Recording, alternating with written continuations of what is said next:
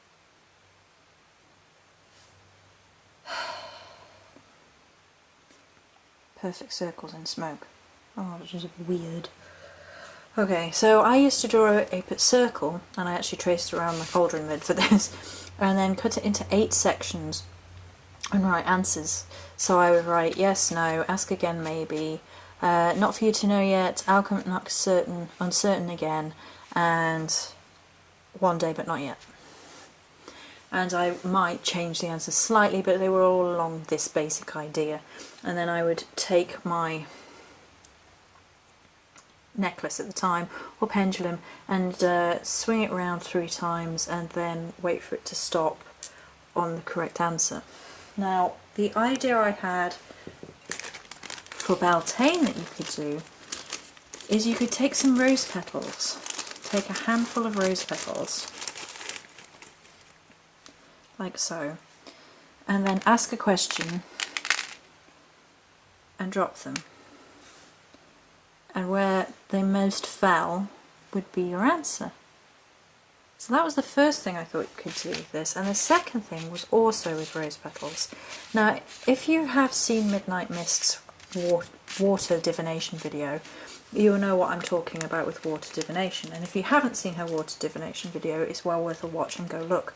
And it's basically a video recording moving water about to look for symbols for divination purposes. And I actually do this in the bath when I have like creams in the bath, and you can swirl them around and see images, or in the sink when you're swirling stuff around in the sink and you can see images in that. But I thought what would be really lovely for Beltane is to take some water with some salt in, and so it's cleansed, like so, and then to drop I'll use the same ones because I'm not technically doing it at the minute, drop some rose petals in, maybe a few more than that, and then to swirl around the water, maybe do an invoking pentagram, and see what images came through. Now, you're not going to see many images in these because I haven't got an awful lot of rose petals in, and you would have to use more rose petals than this to get more imagery in, or you could just drop some rose oil in. Same idea. So I thought that was a really nice idea for water divining for Beltane when the veil is thinnest. So that's all the ideas that I wanted to share with you today for divination. I hope you enjoyed this video. If there are any questions, pop them down below. If people would like to see more on certain types of things like the pendulums or something like that, I will happily just talk about my experiences with them. So this was just some ideas about sorts of different types of divination you can do at Beltane. I hope you enjoyed. Many blessings.